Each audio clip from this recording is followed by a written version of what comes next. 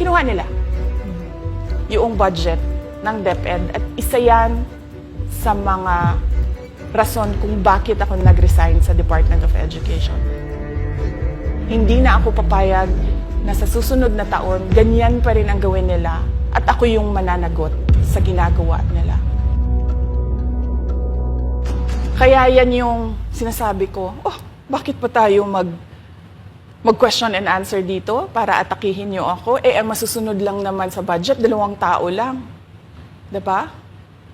Ang susunod nun na halimbawa ko ay yung budget ng Office of the Vice President.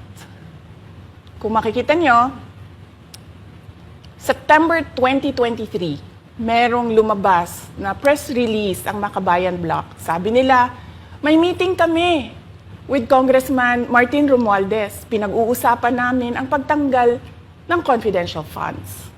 September yon. Pagkatapos nun, nagkwento sa akin ng isang congressman. Sabi niya, lumapit daw sa kanya si congressman ko at sinabihan siya na tatanggalin namin ang confidential funds ni Inday Sara. Hindi ba siya magagalit? Ang sagot naman sa kanya nung kaibigan ko na congressman, alam mo, si Inday Sara, walang pakialam sa pera yan. Magtatrabaho yan kahit anong budget. Alam niya yan. Dahil alam din niya na limitado ang pera ng gobyerno. Kaya magtatrabaho yan. Trabaho lang ang gusto niyan. Sinabihan siya. Inulit pa niya yung tanong. Tinanong niya yung congressman, sigurado ka ba na hindi magagalit si Inday Sara? Sabi niya, hindi. Kaya kung makita ninyo, doon sa budget hearing ng Office of the Vice President, ay dinefend namin ng maayos kung paano gagamitin ang confidential funds. Napapabilis ang trabaho, napapadali ang trabaho, dahil nakatarget yung mga proyekto. Pero pagkatapos nung plenary namin sa House, ay kaagad na lumabas, di ba? Walang 2 oras lumabas ang statement ni Congressman Zaldico. Ano sabi niya? Unanimous decision ng party leaders under the leadership of Congressman Martin Romualdez, tatanggalin namin ang confidential funds. At para hindi halata na inaatake nila ako, tinanggalan din nila yung mga iba pang mga departments ng kanilang confidential funds. So nakikita nyo, bumulong ang Makabayan Bloc kay Martin Romualdez. At dahil sa kagustuhan ni Martin Romualdez na hindi siya atakihin, at dahil sa gusto niyang suportahan ang Makabayan at ang NPA, nakinig siya. At ang ginawa niya, tanggalin yung budget. Alam na nila kung anong gagawin nila bago pa kami pumunta sa plenary ng House. Hindi ko alam yon. Kasi nasabihan na lang ako nung kaibigan kong congressman pagkatapos na. Nung nakita ko na nagsabi si Zaldico tanggalin niya ang confidential funds ng Office of the Vice President. So doon ko na lang naintindihan na aatake sila gamit ang confidential funds. Dahil sumunod nun, October, ay merong dated na October na audit memorandum ang Commission on Audit.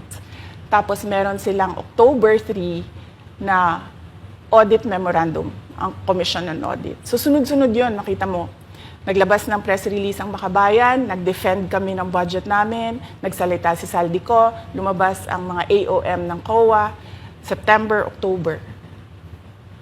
Kaya yan din yung rason. Nung nakita na namin at na-confirm namin doon sa audit memorandum ng COA na ito na yon, confirmation ng pag-atake. Kasi hindi pa kami confirm doon sa unang tanggalin namin yung confidential funds sa OVP. Ang confirmation namin, noong nagba-budget hearing sila, at doon sa budget hearing, tinatanong nila, may AOM na ba? May AOM na ba? At nakita namin lumabas na. Yun yung confirmation namin na ito yung pag-atake. Kaya nung 4th quarter ng 2023, hindi na ginamit ng Office of the Vice President at ng Department of Education ang confidential funds. Kasi sabi ko sa kanila, kahit gaanong tamang gamit natin dyan, gagawan nila ng mali yan.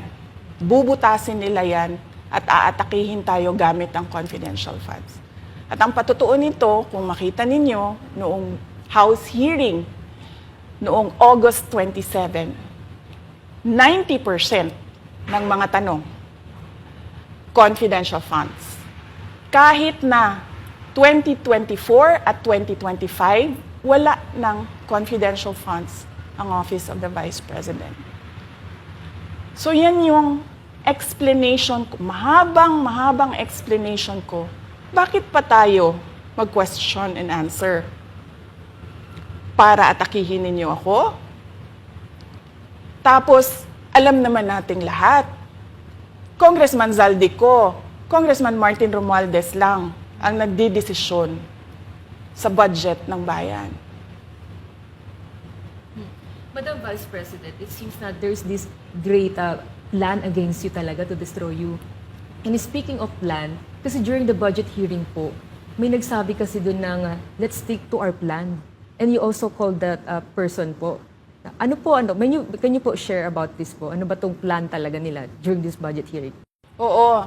Doon sa budget hearing na nangyari noong August 27, nakita nyo na, meron na silang nakahandang PowerPoint presentation, meron na silang nakahandang audiovisual presentation, meron na silang nakahanda na script na binabasa, at yung isa pa nga na congresswoman na sabi niya, wala akong panahon, basta mahaba ito, hindi ko mabasa letter per letter. Pero kung makita mo, may nakahanda siya na mga sagot sa mga sinabi namin sa Commission on Audit. Legal points na sinabi namin sa Commission on Audit. Bakit napakadelikado ng ginagawa na kinukuha ang mga dokumento ng hindi tapos at hindi final na audit. So kung makita mo, ganun yun, nakahanda sila. Makikita natin na let's stick to our plan, atakihin natin ito siya. Walang kinalaman sa kanyang Office of the Vice President 2025 budget proposal, kundi lahat ay may kinalaman sa confidential funds na matagal nang may kaso, 3 pa nga ang kaso sa Supreme Court, matagal nang pinapa-audit nila at nagko-cooperate kami doon sa audit. Kaya makikita ninyo kung ulit-ulitin natin yung nangyari noong House budget hearing noong August 27. Meron silang plano na gamitin yon para siraan ako. At hindi lang sila tumitigil dyan. Kung makita ninyo, ngayon naman nasa DepEd budget sila ng pagsira ng pangalan ko. Kahit wala akong kinalaman doon sa mga observations ng Commission on Audit, sinasabi nila na kasalanan ni Inday Sara yan. At going back po dito sa budget hearing, Madam Vice President, kasi mukhang hindi talaga nagustuhan ng mga kongresista ang inyo pong naging sagot at naglabas nga po sila ng kanilang statement about pa din dito sa confidential fund. And itong si Franz Castro, nagsabi siya dito nga daw ay posibleng ito ay isang impeachable offense. Ano pang reaction niyo dito? Hindi na bago ang usapin ng pag-impeach sa akin. Kung babalik tayo nung nakaraang taon, ay nagsalita na si Franz Castro noong November 2023. Nagsabi na siya, ay pinag-uusapan namin ang impeachment ni Inday Sara. At nagbigay siya ng mga basehan doon sa ifa-file daw nila na impeachment. Kaya tuloy-tuloy lang yan na pinag-uusapan openly diyan sa House of Representatives ang impeachment.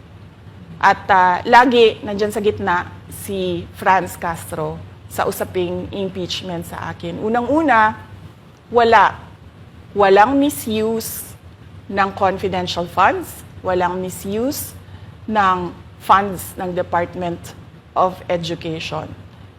Kaya ngayon, ay pinipilit nilang gawan ng basihan yung mga sinasabi nila na impeachment sa akin. Kaya, hindi bago yan na pinag-uusapan ang impeachment. Kasama yan sa plano nila laban sa akin.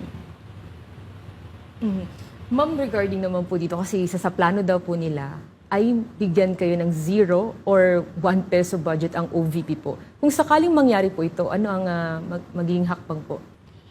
Narinig din namin na merong defunding, i-defund daw ang Office of the Vice President budget. Narinig din namin na posibleng piso lang ang ibigay na budget sa Office of the Vice President.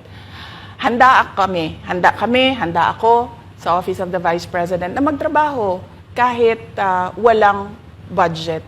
Maliit lang yung opisina namin, maliit lang yung operations namin, kaya kayang-kaya namin na magtrabaho kahit walang budget. Alam naman namin na kapartiyan ng pag-atake. Kaya kami, tutuloy-tuloy lang din kami sa kailangan namin gawin para sa bayan. Madam Vice President, panghuli na lang po, no? Sa kabila po ng nararanasan ninyo na pag-atake, kaliwat kanan, at ang kalagayan po ng ating bansa, ano po ang inyong mensahe sa ating mga kababayan? Unang-una mensahe ko sa ating mga kababayan, huwag silang magpadala sa ingay ng politika. Kung makikita natin sa kasaysayan, lagi talagang inaatake ang Vice President dahil siya yung tinitingnan ng mga tao na baka magiging sunod na presidente. So lahat ng mga gustong tumakbong presidente ay uunahin nila atakihin talaga ang Vice President. Kaya huwag sila magpadala sa ingay ng paninira at politika.